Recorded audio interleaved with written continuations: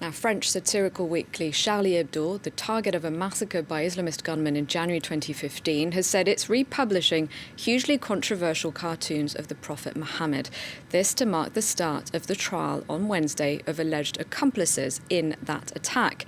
12 people, including some of France's most celebrated cartoonists, were killed in January 2015 when brothers Saïd and Sherif Kouachi went on a gun rampage at the paper's offices. Joining me now, our French affairs editor, Marc Perelman. Marc, tell us about when these cartoons were first published.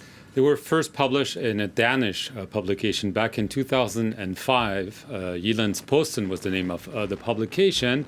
And they were shortly after that republished in Charlie Hebdo. And this became a controversy at the time, nearly 15 years ago. And this is when essentially Charlie Hebdo became the target of attacks. First of all, verbal attacks, and then tragically, this terrorist attack that you mentioned on January 7th, 2015. And so the fact that they are republished today, as the trial starts tomorrow of this massacre and the massacre at a kosher supermarket in the ensuing days of January 2015 is clearly symbolic. There was an editorial written saying we've essentially refrained from publishing any caricatures of Prophet Mohammed since those tragic days, but we feel first of all, that we're entitled to, it's legal to do so,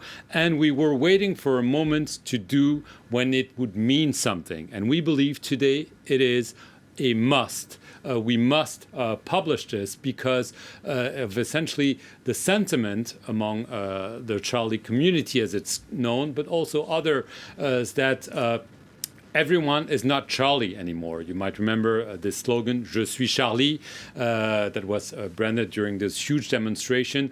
People some of them have essentially gone away from supporting Charlie Hebdo, and there's a feeling in the newspaper that the support has essentially vanished. The values they were fighting for are not defended as stoically as they have been, and that there's a danger for that. And so this is why they've decided to shock, probably, but also to call attention to what they fear is this moral fight that needs to be continued and should not be forgotten.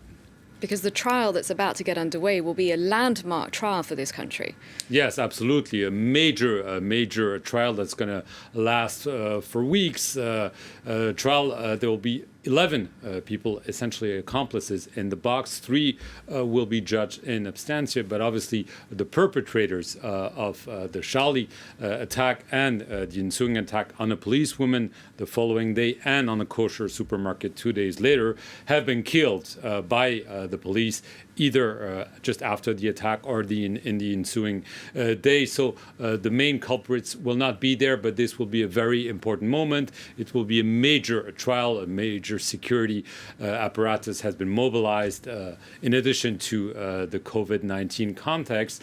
So this will be a very, very symbolic moment. Lots of people will be hoping to get some more information about how this was planned, decided, and carried out, but there will be certainly some controversies about the role of Islam in France, about political Islam, how this should be framed in terms of political discourse, because this has been going on and on and on for years before the Charlie attack. People thought that this would be a moment where France would come together. Yes, France came together, but that's not the case 5 years later anymore.